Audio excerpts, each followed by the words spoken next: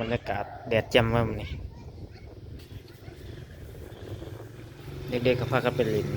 อยู่ห่มหมดแหละบรรยากาศหน้าร้านค้าเฮา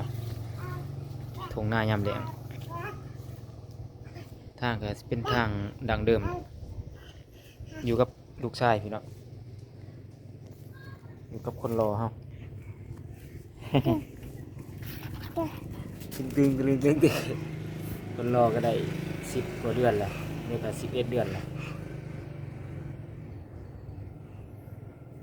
เล็กหน่อยพากันเรียนเลยไปเรียนใกล้ใช่ไหม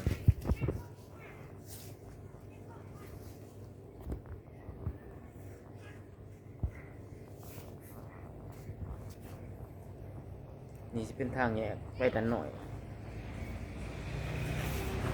แยกส่วนนั้นจะไปบ้านคำเตยไปด้านหน่อยประมาณ2 กิโลไปบ้านคำเตยนี่ใกล้นี่758นั่นแหละเท่ากับเปิดร้านขายของคือเก่า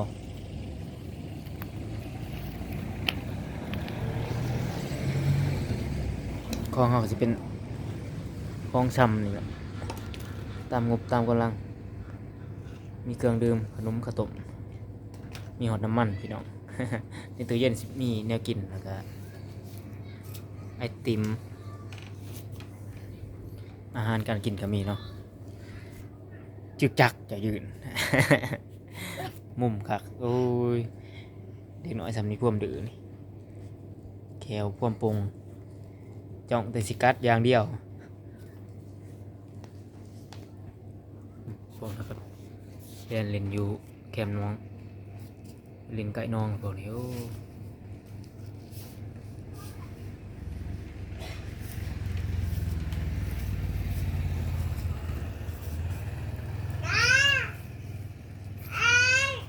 คนกับสัญจรไปมาเนี่ยเพราะว่าเขาตั้งกองบุญทางไปด้านน้อยเลย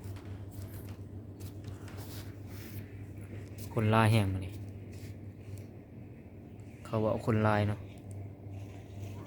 ช่วงนี้เป็นมีแต่งานแต่การงานดองงานนะครับมีครบบรรยากาศภายในสวน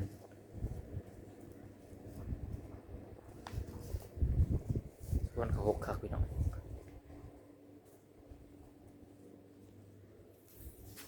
นี่เป็นผักผักสวนครัว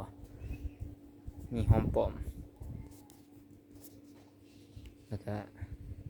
สลัดนี่พร้อมงามเลยเราได้กินกับลาบกับก๋อยโอ้มาหุง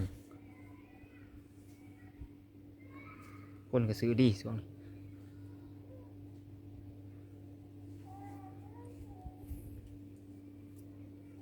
โอ้หลายต้นอยู่ต้นนี้ก็แห้งรกแต่ตอนนี้มันเบิดแหละเพราะว่าคนก็มาซื้อดีอยู่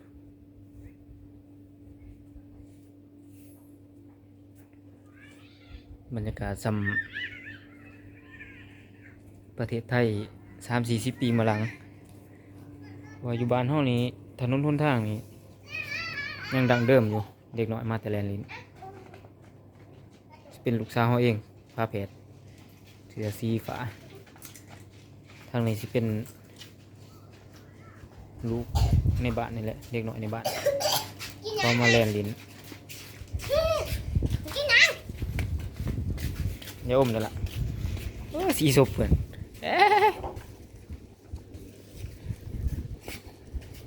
โอเคพี่น้อง